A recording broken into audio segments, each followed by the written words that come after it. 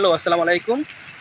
মালয়েশিয়াতে কি এখন পার্ট টাইম জবের অপরচুনিটি কি অ্যাভেলেবল আছে? যারা স্টুডেন্ট ভিসায় আসতেছেন তারা কি স্টুডেন্ট পার্ট টাইম জব পাবেন?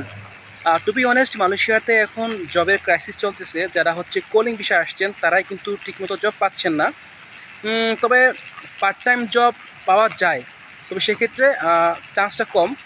যদি কারোর লিঙ্ক আপ ভালো থাকে, হ্যাঁ, সেক্ষেত্রে জব পেয়ে যায়।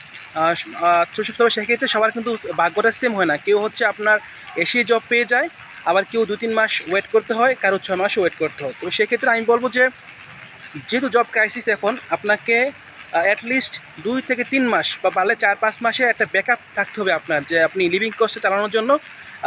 আদারওয়াইজ আপনি কিন্তু বিপদে পড়তে পারেন। এটা মাথায় রাখবেন যে আপনাকে জব পাওয়াটা ইজি না, কিন্তু ইনশাল্লাহ পেতে পারেন। হ্যাঁ, যেহেতু মালয়েশিয়াতে আপনার এখন জব ক্রাইসিস, ব্যাকআপ নিয়ে আসাটাই সবচেয়ে বুদ্ধিমানের কাজ।